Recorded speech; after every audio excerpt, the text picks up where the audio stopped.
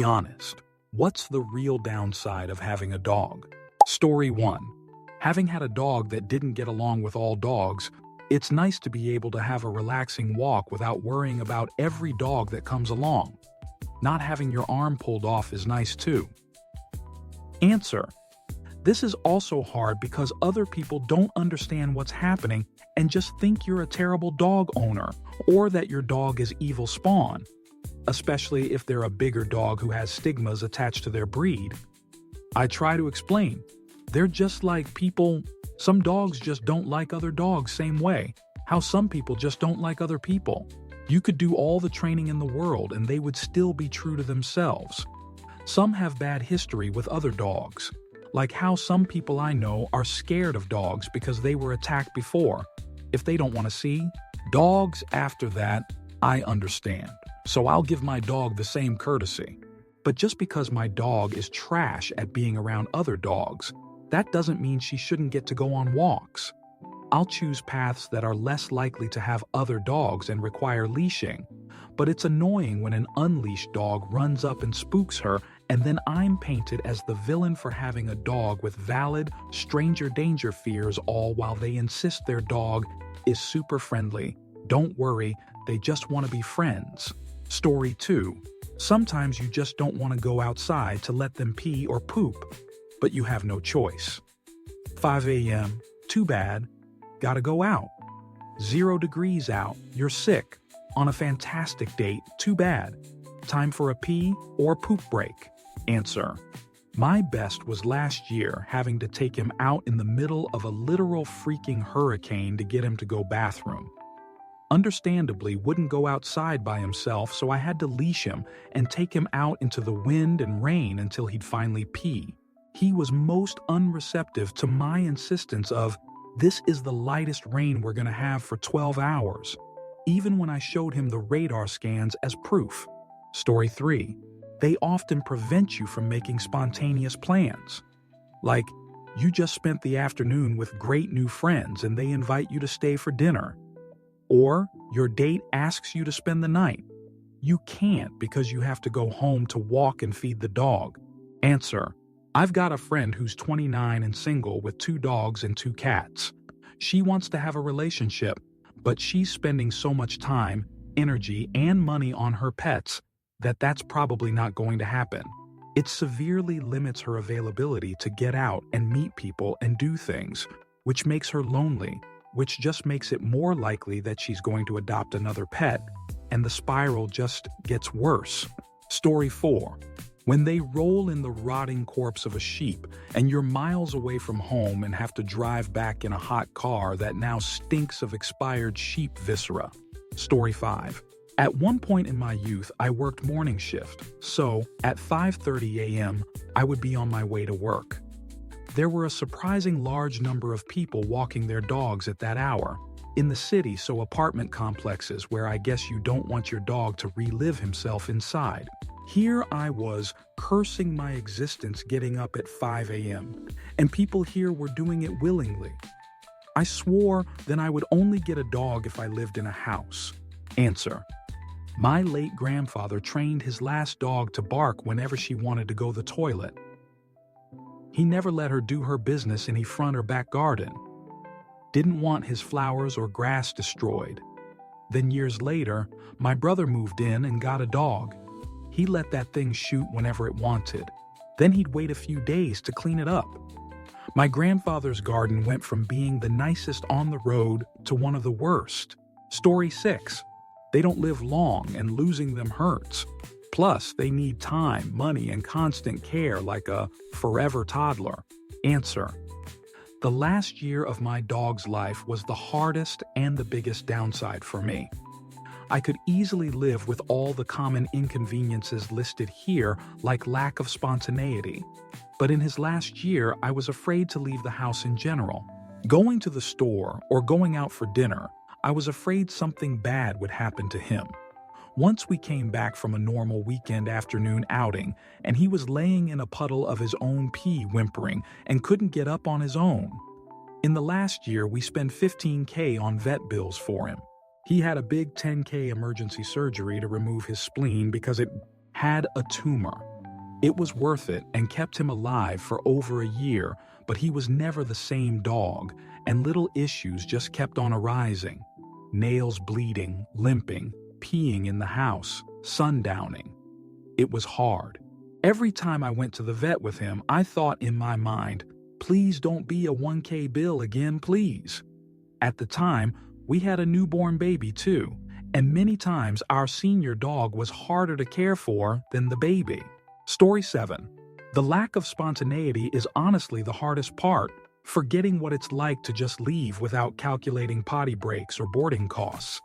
And yeah, the heartbreak of losing them is brutal, but even the smaller daily sacrifices add up over time. I love my dog to passing, but it'd be lying if I said I didn't miss the freedom of pre-dog life sometimes. It's like having a furry toddler that never grows up. Answer: this was it for me. In 2014, I married a woman who is allergic to dogs. She can pop a Benadryl and be around them for short periods, but sleeping in a house with one is a non-starter. I had pretty much always had dogs my entire life, and my last one died of old age when I was dating my wife. I knew when I married her that I would never own another. Sometimes I miss it, and sometimes I am glad to not have them anymore. But when I am glad, it is always for the reason you said. As great as dog ownership is, it is also a pair of shackles on your ankles. Story 8. I used to have dogs and I don't now. Other than the obvious ones of having to clean up after them, take them for walks, etc., one thing that I absolutely don't miss is having to be home at a certain time to let them out for the bathroom. If I want to stop by the grocery store and get some shopping done, I have to go home first.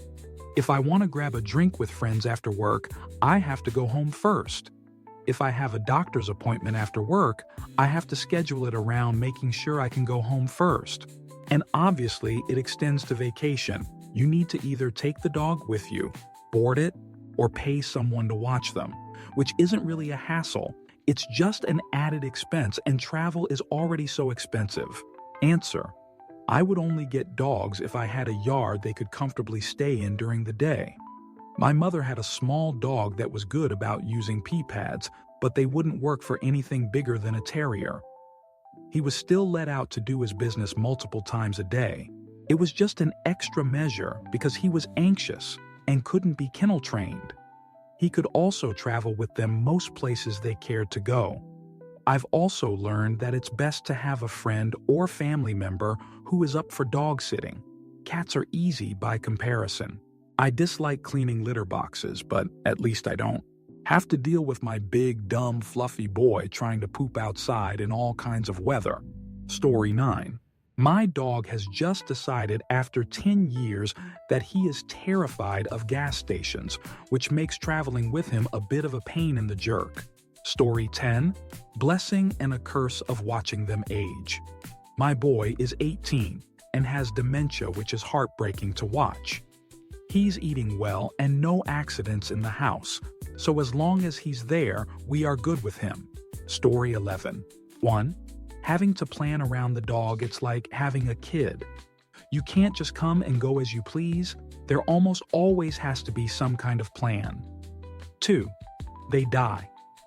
I know that's a brutal comment, but the truth is, for me, dealing with the passing of a pet doesn't outweigh the companionship. 3. The worry. I can't tell you the number of sleepless nights I've had worrying about things like a weird behavior, not finishing food, inconsistent poop, etc., etc., etc. I will say, I'm a worrier by nature, so this is probably more of a me thing, but it's the same reason I won't have kids. 4. Not all dogs are like the ones you see in movies, just like people. Some dogs are assholes. Yes, you can train dogs to a certain degree, but there is also some nature versus nurture that can't be controlled.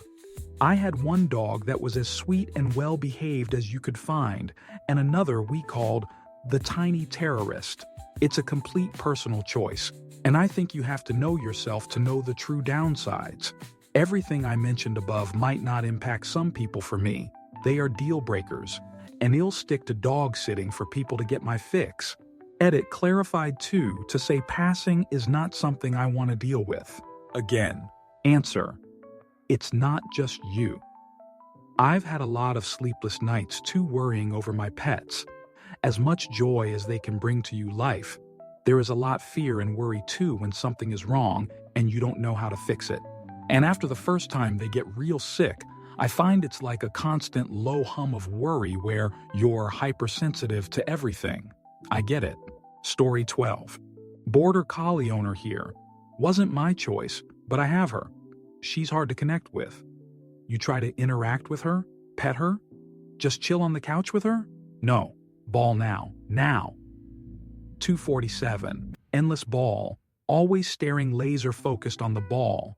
Take ball away? Freak the fudge out looking for ball everywhere. Find new random object to bring to you and stare at. It is ball now. Hair. Hair everywhere.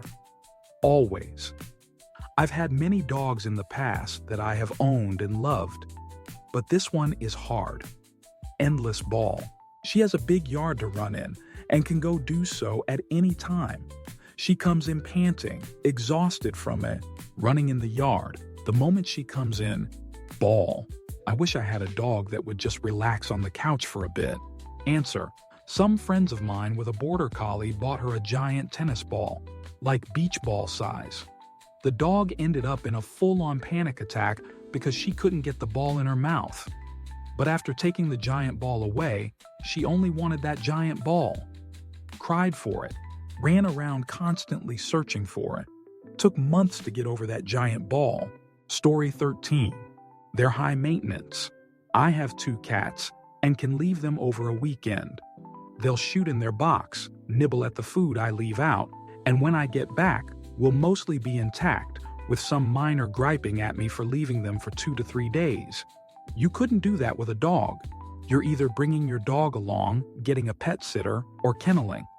You'll be walking them at least once or twice a day while you're at it. And even day trips are problematic because of your dog.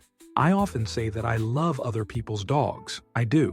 I have zero desire for one of my own, but I'll love up on a puppers all day long. Answer. This is what I always say about cats. They come with maybe 80 of the upsides of having a dog. They do silly things, are fun, and provide companionship and cuddling.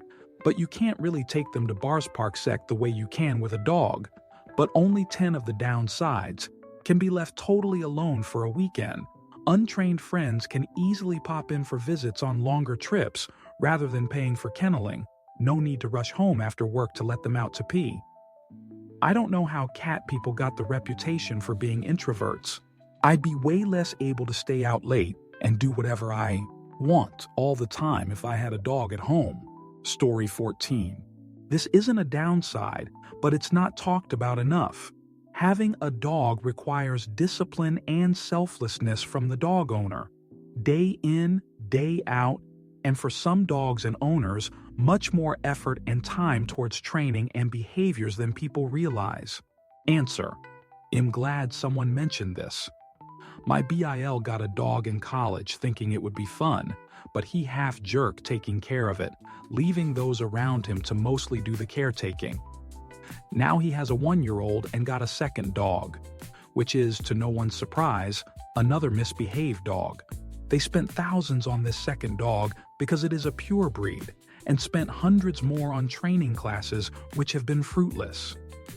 The second dog runs that household, and he carries himself around that house as if he is the man of the house. The first dog is attention-starved and full of pent-up energy. They are destructive, loud, smelly, and sometimes fighting each other. Some people should not be dog owners. Story 15. It's a big commitment. Depending on the breed, they need a good amount of exercise and attention, and many prefer a good amount of space. They can also be quite expensive. These aren't reasons to not get a dog, just important considerations to ensure you give your dog the life it deserves. Story 16. Vet bills and unexpected diagnosis. My first dog got misdiagnosed by veterinarians for weeks. By the time I found someone who would take us seriously and help, she was too far gone. She had a fungal infection called blastomycosis. It was too aggressive and unchecked, so she died in the back seat going to an emergency vet. Later, I got a perfectly normal, healthy dog that was diagnosed with megaesophagus within the first year.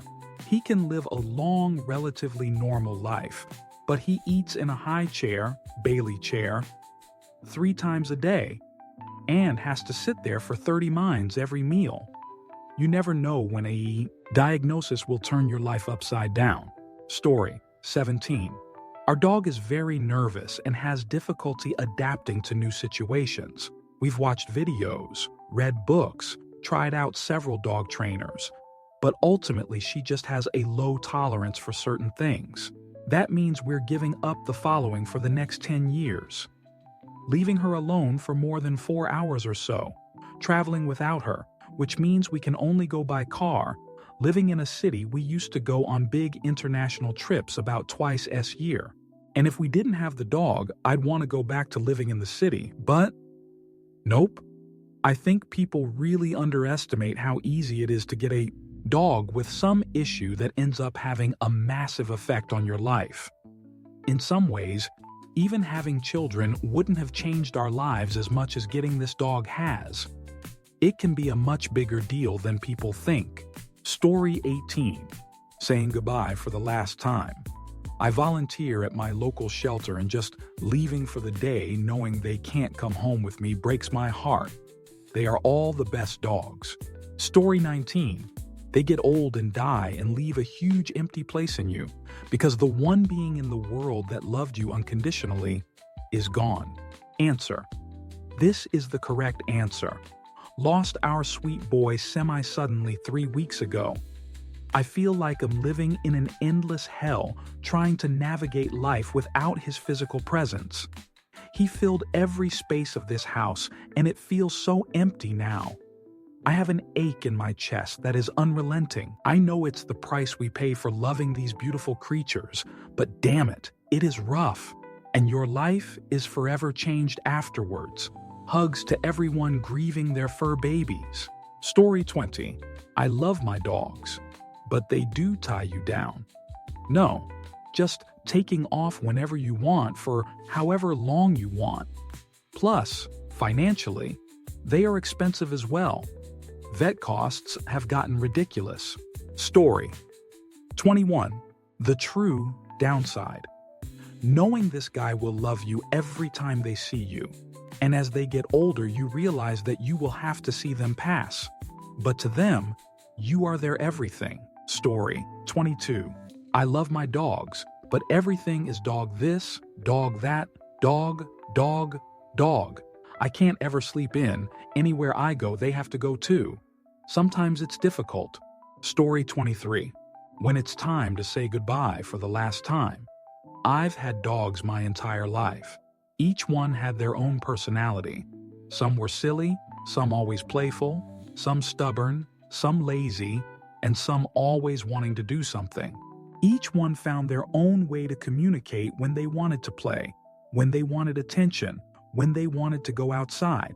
Each one had their own feelings on cuddling in someone's lap, how many kisses they'll give, or if they'll even stop. Some dogs are also harder to train. Some dogs are easier, but each difference helps me understand them a bit more. But time waits for no one. Having to say goodbye each time always hits hard. It's something I've never gotten used to. I know there's a good possibility I'll outlive my current dog, but that day is not today. So I'll give him belly rubs, play with him, make videos of him being the silliest boy he can be. He'll cherish those memories with me until it's my time, and hopefully, I'll get to see them all again. Story 24. Dogs are overstimulating in a whole different level. You want some quiet? Loud, thunderous barking. You just want to be left alone? Guess who's lodged 30 inches up your jerk at all times? You want to enjoy a nice meal you spend hours cooking?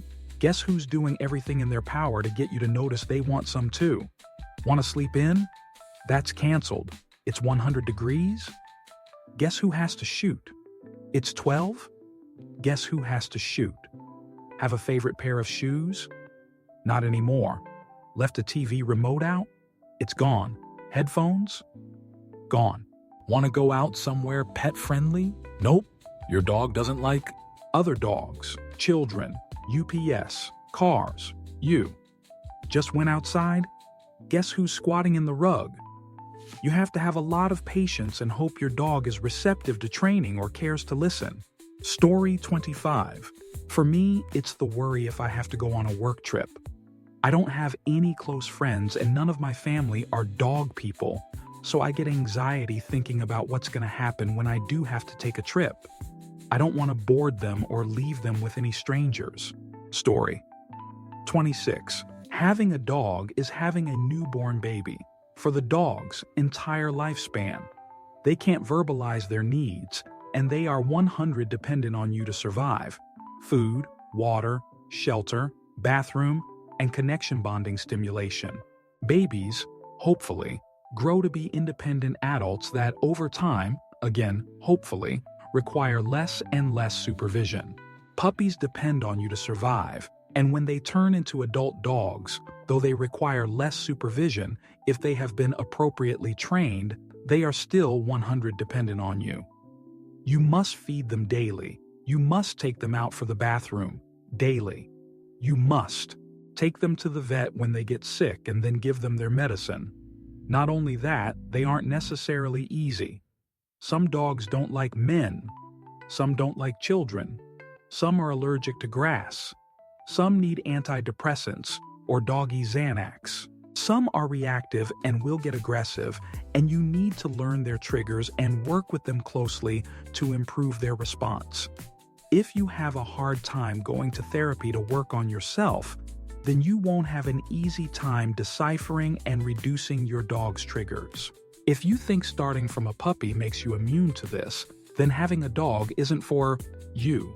Not only that, you actually need to learn about the breed you will buy or adopt. Each has their job and lifestyle that best suits them. Your lifestyle needs to match them. They don't need to match yours. Please do not get a blue heeler or border collie if you're not currently a very active person. A dog won't turn you into a 5K turkey trot on Thanksgiving person. Your dog will become destructive and or aggressive if their daily exercise needs aren't being met. Likewise, you wouldn't want to get a dachshund if you want a dog to go on long walks and bike rides with. They're just not made for it. You also don't want a dachshund if you already have pet bunnies or ferrets. Also, don't like when people snore at night. Don't get a pug or a Boston Terrier or bulldog. Don't like random silent but deadly farts that could evacuate a small town when you have company over. Don't get any dog ever, because they will all do this if the company you have overslips them scraps from the table, or God forbid you buy the chicken and rice flavor dry food, not the salmon and vegetable one. Don't like dog fur on your clothes? Your dog breeds are highly limited, and if they have hair, grooming is a sacred ritual. And going to a groomer can be costly, but even costlier if you don't in terms of the dog's health. Story 27. Dogs need daily attention and exercise, so your me time and spontaneity, especially travel plans, take a real hit. Story 28. House and furniture always smell bad. Always. Pee, drool, general filth accumulate in fibers, carpets, couches, mattresses, etc. Some dogs have anxiety and pee all over the floor, shoot all over the place, vomit when they get nervous, etc. You can't travel easily. Anytime you want to go somewhere, you need to get someone to watch them, feed them, etc. Edit. Not a dog owner. Have dated dog owners in the past. PLs don't offer me tips. I don't have a dog. Answer. Good start. Here are some more. They have tons of energy and most require multiple walks every day to burn off energy. Dogs who don't get enough attention. Exercise may destroy your belongings while you're at work, including but not limited to clothes, shoes, furniture, walls. A dog that is not well socialized may get excited when you have people over. They may growl, bark, jump on, nip, or even bite people. I've seen several dogs that bark while their owners are trying to have conversations because they want constant attention. Dogs that become aggressive cannot be boarded, so you are stuck with them. A family member's dog cannot be trusted around small children, so she has to lock her dog up during family get-togethers. She cannot go on vacations because her dog is too aggressive to be boarded. Do you live in an apartment? Some dogs bark and whine all day long while you're not home. Landlords and neighbors don't like this, and you will feel guilty. Even with a good backyard, some dogs bark and whine all day while you're not home. Neighbors don't like this, and it's against the law. Urine smell inside. Constantly handling bags of dog shit or scraping it off your shoes. They grab food off the counter, off your plate, and off the plates of your guests. I dislike to be negative, but these are all behaviors that I have seen personally. None of these dog owners were neglectful. They were just busy. Story 29. The upside is huge, but as the post asks, it'll only list downside. 1. Costs, food, toys, meds, vet bills. 2. Boarding. As someone else posted, going away for a night, weekend, etc. is gone without setting up arrangements for your dog. 3. Clean up. 3A. Vomit. Your dog will puke, and it will be 3 a.m. 4. Apologies. You know that one friend you have that comes over a decent amount and simply doesn't like dogs, even your dog? Well, your dog will try to make them their best friend. It's as if they can sense they don't like dogs, and your dog will try harder to make them your friend. Story 30. I love all animals. I was a vegan for an extended period of time and currently limit my consumption of animal products within reason. I put bugs outside even.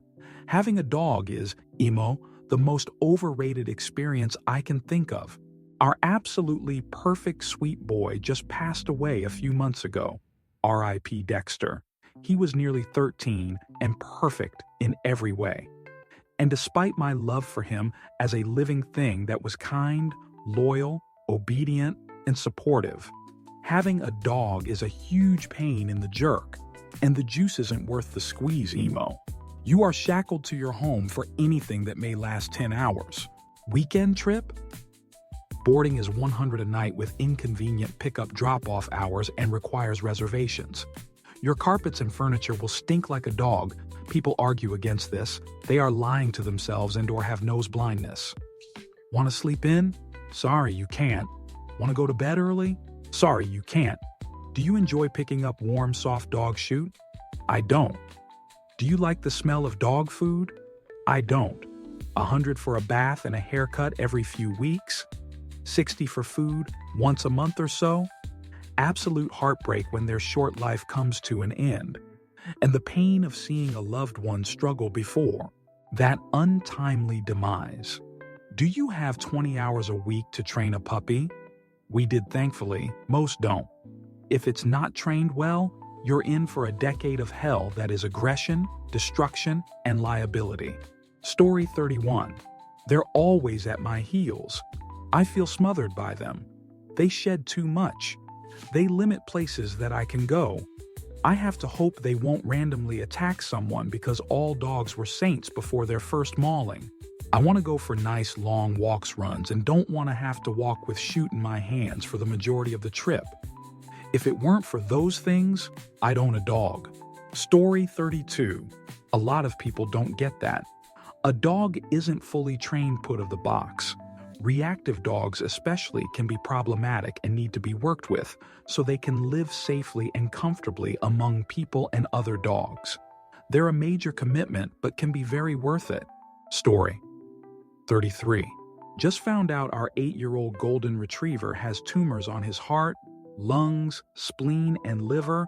Vet said he has 6 months tops. The despair my entirely family is going through the past 3 days is a huge downside, knowing we will soon have to let him go. Story 34. Hands down, it's their short, relative to ours, lifespan. I've personally ushered 4 over the Rainbow Bridge, and 2 more will cross far too soon. That being said, the benefits far outweigh this, and it's 100 worth all the sadness of losing them to have had them in your life. 10 out of 10 would recommend. Story 35. They don't live long. One day you're potty training a puppy and in the blink of an eye you're letting your senior dog out for a bathroom break. Story 36. The fudge nonstop loud as fudge barking. The hair, the smells, vet bills, safety, risk for kids getting mauled. Irritating your neighbors from the goddamn barking. No independence on their own, meaning dog sitters needed. Ripping up things. The barking. Story 37. Very worth it, but 1. Hair. Hair, hair, hair everywhere, all the time. 2. The house will smell of dog, and so will you about 2 years after you shower if they're in your general vicinity. 3. You're sick? The weather is awful? You'll still have to go outside and walk them. 4. Expensive, even without health complications. 5. No more impromptu outings of any kind. This includes vacations, yes, but also day trips, being with your family friends for longer than planned, etc. 6. Lifespan. My oldest dog is now almost 6 and I haven't gone through it yet, but I think about it sometimes and I know I'll be devastated. They are the best in the world, I imagine, after kids, but I don't have them yet. It's almost silly to think about these things in comparison to how much you love them, but it's good to be prepared. Story 38. Dog owner for 10 years. He was great and we miss him every day. Yes, you're tied down to their needs. It is also worrying when they get sick and eventually when they die. Having one forces you to exercise more because you take them out for walks. I noticed this after we no longer had him. My advice is to not get one when you are young and single. Save it for when you're settled down a bit in life and have the time to commit to a furry friend. Even better when you have kids. It just kind of blurs into your daily life. Story 39. A dog should be your best friend and a part of your family, but as with any family that you are responsible for, sometimes you have responsibilities at home that keep you from doing other things. But for me personally, I waited a long time to get a dog, and when I finally did, there was nothing that would keep me from going home to him. Unfortunately, the biggest downside is that they don't live really all that long, and mine died of a brain tumor at 12 years old with absolutely no warning except maybe 2 weeks after diagnosis. The downside is, once they're gone, you have a permanent hole in your heart. Story 40. Having to watch your animals grow old and no longer, being able to take them for long walks, and watching them slowly pass away. Story 41. When you have a dog, they need more stimulation and attention. You should not have a dog if you don't have enough time to play with, walk them, take out to use the bathroom, feed them, etc. I see way too many people that get any kind of animal and just don't take care of them at all, don't pay attention to them, etc. If you can't afford some kind of food for your dog, you definitely shouldn't have a dog. It's just sad, really, because I shouldn't even have to write this. But if you can't make time for your animals, afford to feed them, or don't consider them family, you should surrender them to a shelter or rehome them, or just not get an animal to begin with. Not directed at anyone, but just for anyone considering a dog. Imagine if you were them. Then consider your schedule, and if you have someone at home who is with the dog to keep them company or take care of them, or even another animal to provide them company if possible, if they get along with other animals. Story 42. The smell. The smell is obvious to non-pet owners. Hair, time investment needed to look after, money for pet care, damage to house and dog will do. Story 43. They're fudge gross. They wipe their dirty jerk on everything because they don't wipe their butts. They track dirt and shoot all over your house. Imagine if your kids just never took their shoes off and ran around the house and furniture in their dirty shoes. That's a dog. Dogs are fudge gross, and I won't own one again, but I love other people's dogs since I don't have to clean up after them. The other downside is they need constant attention. You're frequently having to take them out to use the bathroom, and you need to go on walks, regardless of the weather, every single day. They really fudge up. Your whole day, every day, it's like having a 5-year-old again. Story 44. They die. You will be your dog's best friend for their entire life, but they will only be your best friend for a decade or so. It sucks. Story 45. I'm about to provide the best and truest answer. Their lives are too short, and their deaths bring about a special kind of grieving because you can't help them process their soon-to-be demise. All you can do is physically comfort them. Story 46. Travel is difficult if you don't have family or friends able to watch them. If you have an anxious or reactive dog, you also can't just take them with you to dog-friendly places. You have to plan every outing around their schedule, food, potty, etc. Story 47. Everything LOL dogs are beyond pointless. Gotta plan everything around it. Destroys your stuff, destroys your lawn, smells up the house, constantly whining for attention, drains your bank account, and then it just dies. What a great decade that was. Story 48. A dog's lifespan is heartbreakingly short, and when their time comes, it's impossible to prepare for the pain, the grief, the emptiness, the silence they leave behind. It cuts through you. Because you haven't just lost a pet, you've lost one of the most loyal, loving souls to ever walk beside you. They loved you more than they loved themselves, and saying goodbye to that kind of love feels unbearable. Story 49. Dogs are adorable, however they are. Too dependent, unable to survive by themselves. Instead, to teach them to roll on the floor, wave their paws, or any useless, ridiculous thing, we must teach them to serve their own food at least. My theory is that we ruin the dog's natural skills through our existence. That's why I prefer cats. Story 50. The smell of the house, the slobber, picking up shoot and feeling the warmth and squishiness, hair everywhere, the noise, the mess, the responsibility. Story 51. Being responsible and committed to doing what's needed to ensure a good life for the dog. But in my case, the joys outweigh any negatives. Story 52. The inability to do trips on a whim. Everything needs to be planned in advance, watching them get older. My rescued border collie is approximately 11 now. She started becoming incontinent, and it's a pain. I've swapped out dog beds with piles of washable, waterproof blankets and do a lot of laundry. I still wouldn't change anything. Story 53. Being tied to her. I can't always bring her with me, and she restricts my freedom to just take off for the weekend. This is where cats are better. Leave them a bowl of food and water, and some treats because they're spoiled, and a clean litter box, and you can take off for the weekend. Story 54. My dog died a couple of years ago from a disease. I am still traumatized by it and don't have the courage to adopt a new dog. Story 55. They live very short lives. It's God's cruelest irony.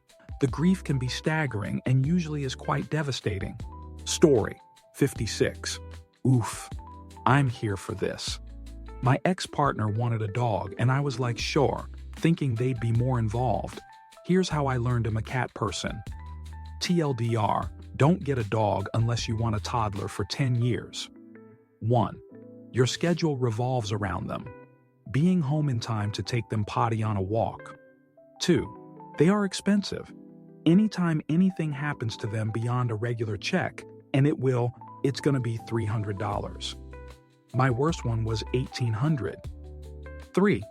Their temperament. I swear to God, our dog was racist. We adopted him well into his adulthood and would go fudge crazy at all my friends that had any melanin. He'd bark at everyone, jump, and sometimes growl. He was very food motivated and bit me at least twice when cleaning up. Granted, I don't think he liked me because I was